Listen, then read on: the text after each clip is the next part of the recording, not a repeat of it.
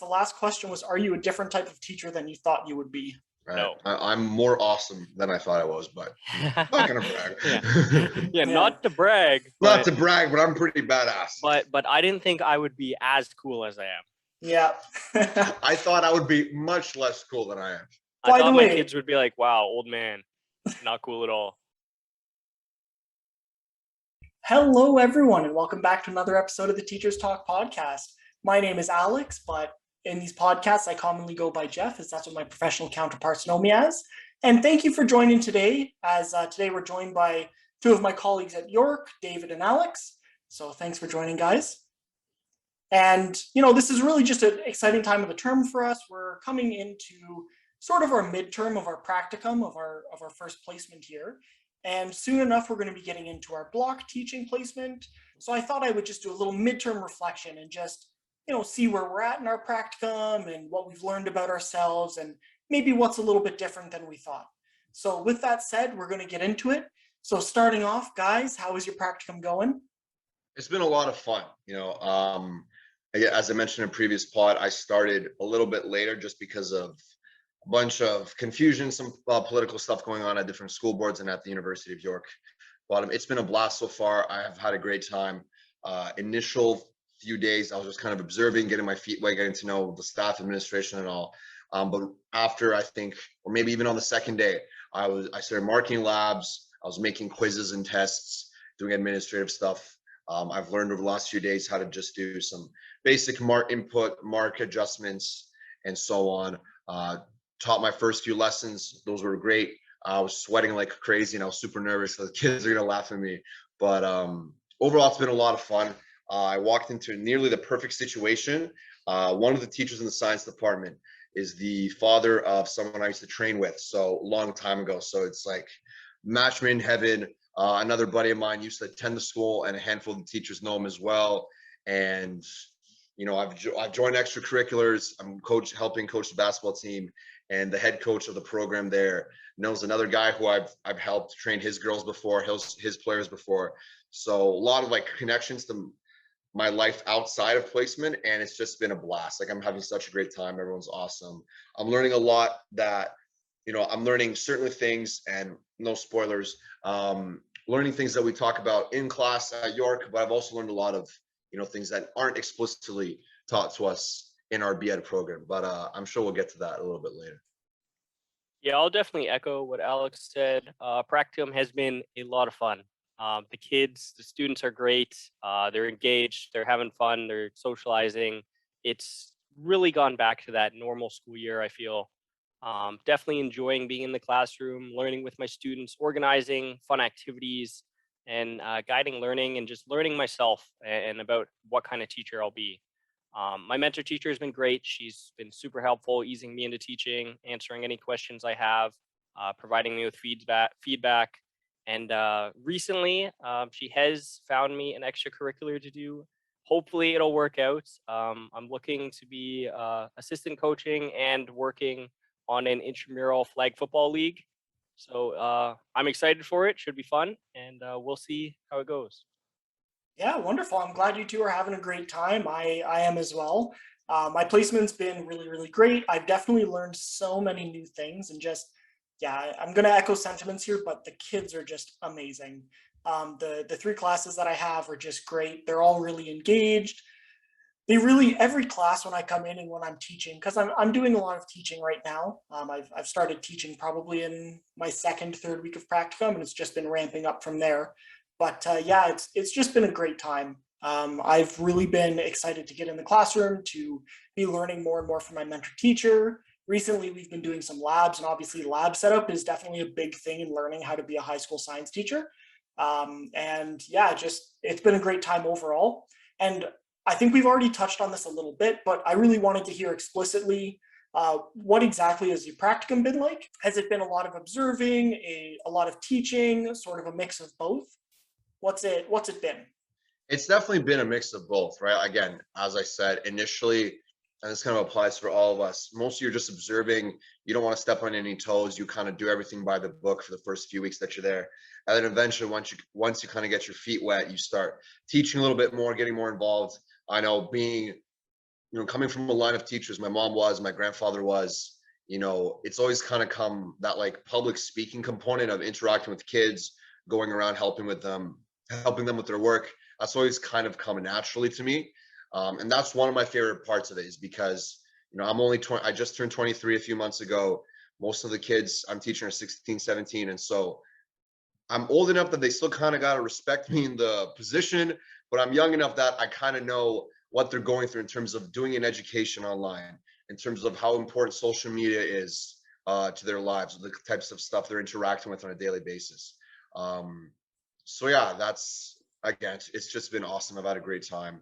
I spend most of my time telling kids to put their masks on properly in the class or in the hallway. But yeah, it's been a blast, man. Honestly, I've just had such a great time.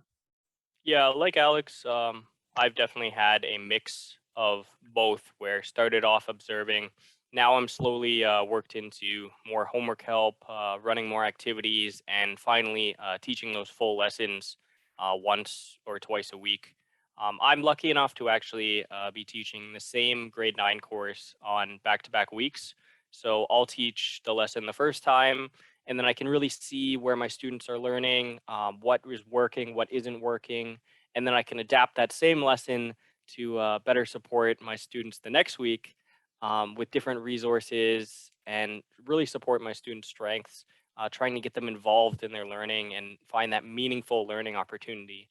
I think it's definitely great for engagement, and my students have been doing great in terms of creating math talks around subjects and really sharing in that peer-to-peer and social learning environment. Yeah, wonderful. Yeah, both of you have had some great experiences. I think similarly for me, there was a period at the beginning for the first week or two where there was a lot of observation, but then partway through my second week, I really started teaching. Um, and that's been like teaching the full, 2.5, 3 hour lessons. And I've done that for at least a couple weeks now. So for the way my schedule works is 1 week I only have a grade 12 university chemistry class, and on the next week I have a grade 10 science class and a grade 12 university chemistry class. So on that second week, I'm generally starting to teach about 50% of the time the grade 10s, and I'm teaching 100% of the time the grade 12s when I'm there. So there's definitely like 1 week where I'm sort of observing and like lesson planning in my spare. And then the next week, I'm just teaching like 6 hours a day. So it's definitely a very good mix. I enjoy the observation time because I can get used to seeing, hey, what are my mentor teachers doing? What techniques are they using? How are they keeping people engaged for 3 hours? And then looking at what I'm doing and being like, okay, well, how can I modify what I wanted to do? And I think one of the biggest helps for me with that has been my mentor teacher has let me use their slides. So they're not making me make slides right now, which is really nice. Just because for a 3 hour class, that is so hard to do after you leave. It's not like you're just throwing a few slides together. And instead of throwing maybe like 10 slides together for, let's say, an hour lesson, 75-minute lesson with some worksheets, for a 3 hour lesson, you're looking at what, 3 times that? You're looking at like 20, 30 slides, and that's just a lot. So my mentor teacher has been really, really nice and accommodating with letting me use their slides. It's just because I'm using their slides, I have to figure how I want to teach it, because it's sort of like, a square peg in a round hole, and getting used to that and using different demonstrations. But I'm definitely getting more used to it, and I'm starting to get to the point that now I'm teaching much, much more, and I'm starting to learn a lot more about myself.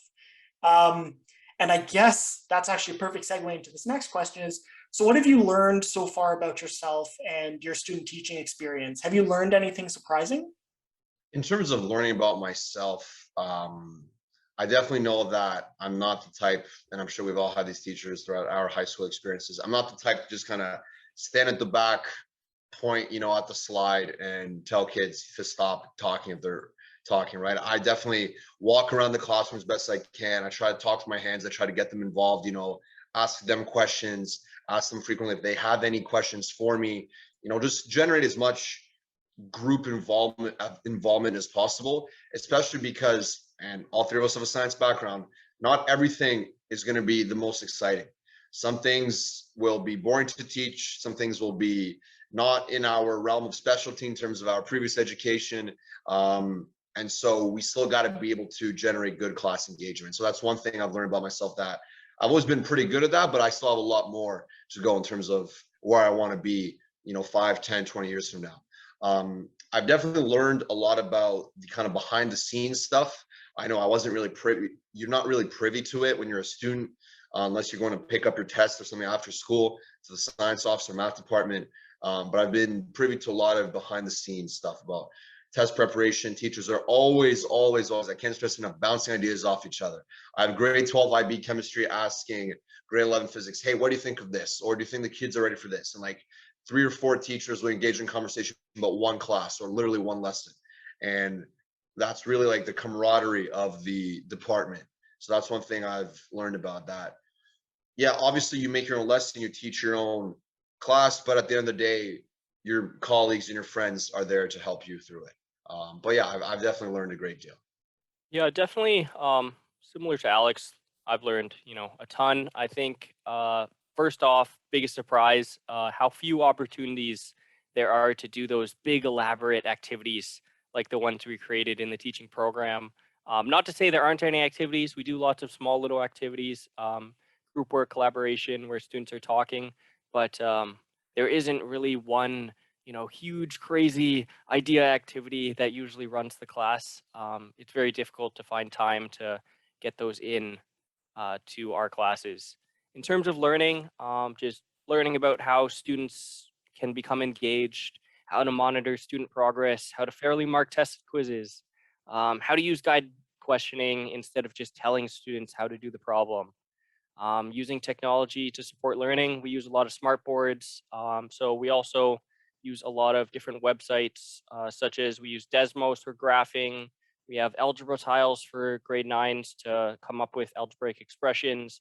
There's lots of different websites that can be very helpful in supporting that visual learning aspect.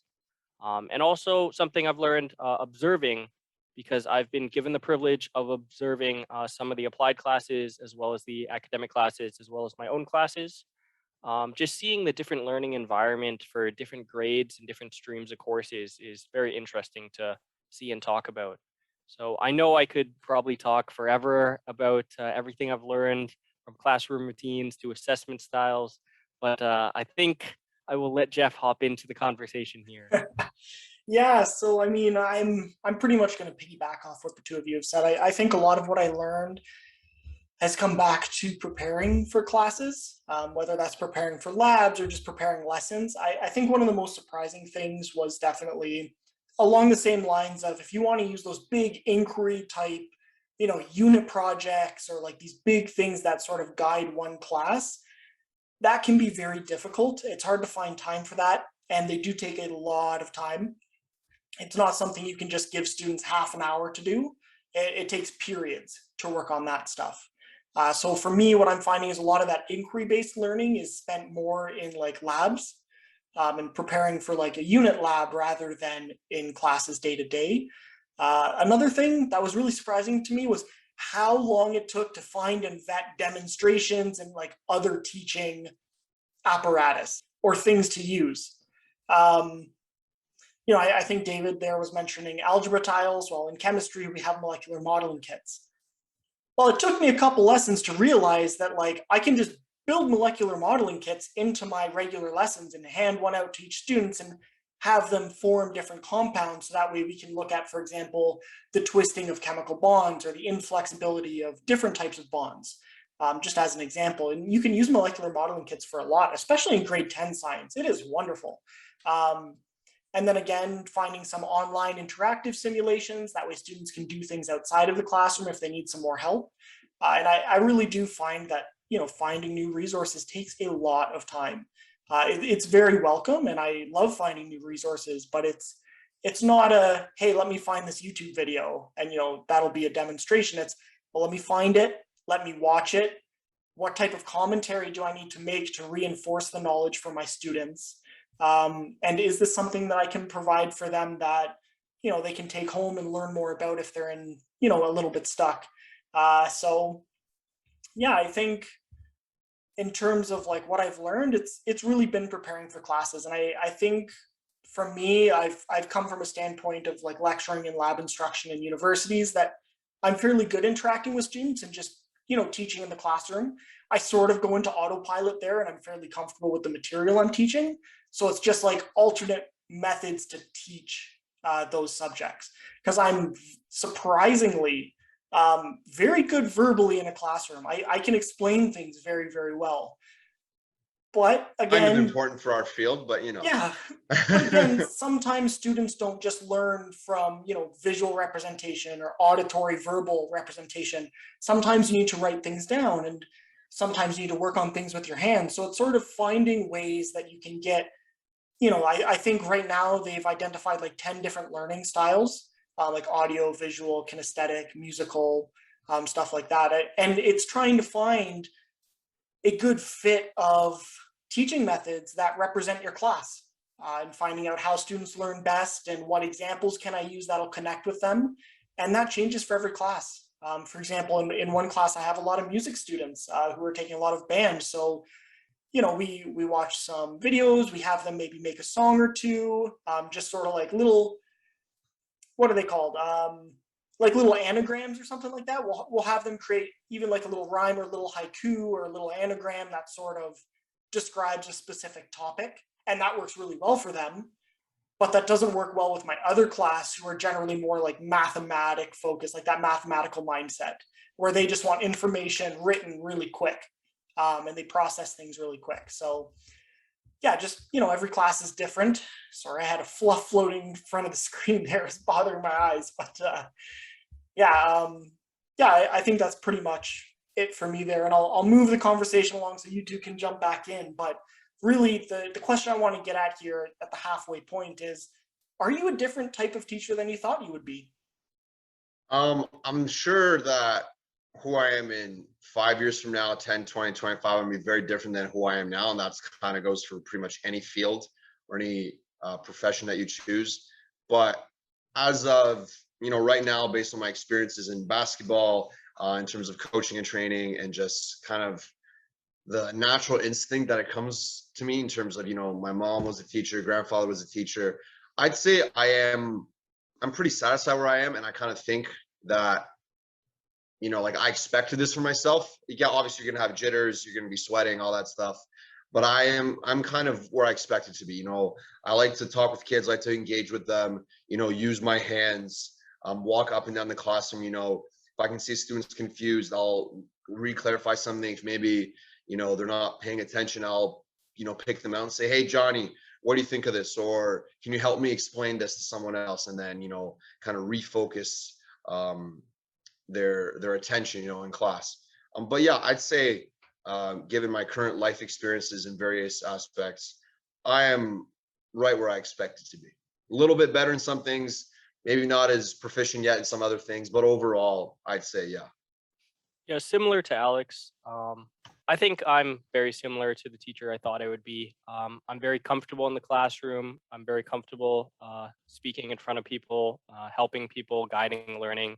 And I've always thought I'd be very active and involved teaching in my classroom, talking to students through their learning, helping them out as much as I can, and answering questions, guiding them through their questions, and really just being social in the teaching and learning experience. I always try to get students involved in activities as well. I think activities are so much fun, just working collaboratively so they can talk about material with their peers. And I think discussion is so important when it comes to any subject, just because you learn so much from your neighbors and things that the teacher might not be able to clarify as well for your own learning as a student might be easier to learn from your peer. And that can really help reapplying and remembering your learning and the subject. And lastly, I think some aspects might be a little more difficult right now because we're all student teachers. We don't have as much control over our classrooms. So I'm sure in the future we'd change a few things up a bit based off of our students and our own teaching methods and what we'd like to do for certain topics. But for the most part, I don't think the type of teacher I thought it would be has changed much at all. Okay, wonderful. Yeah, I guess it's the same for me. There's obviously little differences. I think the longer you do your practicum and work on your professional practice, the more polished you get. So I think, like, as I stand right now, I didn't expect that I would be using so much student questioning in my lessons. I was sort of, again, when you don't have a practicum yet, you're a little bit naive about how you should teach, or teachers college tells you certain things, but obviously, as great as teachers college is at times, there are some differences when you get into an actual classroom and you start getting that actual experience. And that's the same with any job. If you go to university or college or even high school, the things you learn in class and the things you do in real life are a little bit different. And obviously, if you're learning things at a university level, you're learning things through their sort of standards of practice. Whereas, the Ontario College of Teachers and school boards have different standards of practices and different SOPs on how they interact with certain situations. Anyways, where I'm going with that is I always thought that maybe I would be a little bit more of like a, you read the textbook ahead of time and you come in and then we have like a lot of conversation about, where people had trouble and work through things, sort of doing that reversed classroom. Whereas now what I'm finding is I'm using the textbook to supplement knowledge. So it's like if someone's having difficulties, it's like, okay, well, because it's a 3-hour class, it's a long time. It's like, well, go home, read some of the textbook, because it's, again, written for you in a different way, maybe different explanation that clicks with you a little bit more. And then come in and ask questions about it tomorrow. And like the first half-hour class, we can have a conversation about it. But when I'm in the class, I'm letting students lead themselves. I'm sort of putting up a picture of something and saying, okay, tell me about this. Tell me everything you observe about it. Tell me what you think. If I was to run this experiment, what do you think would come out of it? Right? And I'm sort of leading them and I'm letting them sort of get the answers for themselves, which is honestly a really cool way of teaching, but it does take surprisingly a lot of time. So we're going to need to make little adjustments as the term goes on. But I think also I've been blessed with some very good classes. They're very engaged. They're always wanting to learn. They're always participating.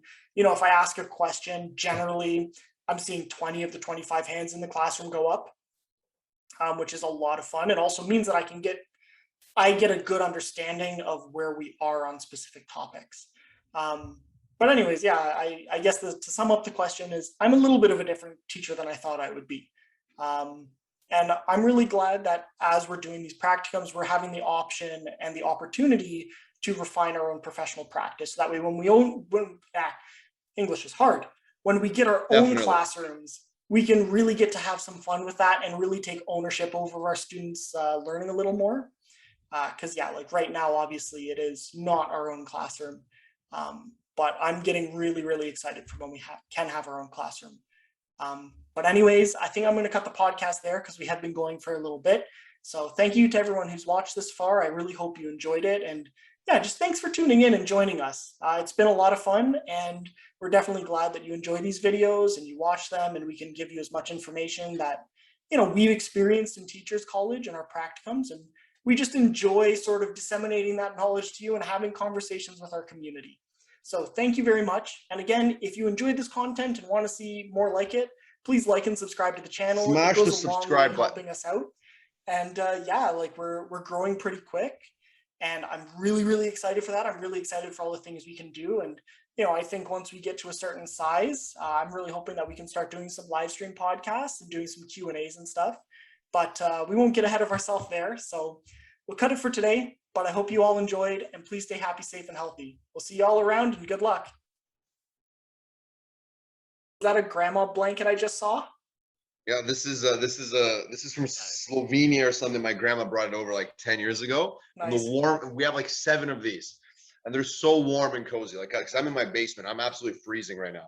So the blanket will not be making a cameo. Don't worry. Oh, I could care less, man. Whatever you want. Dude, if you want to do like a little babushka shawl with it, go for it.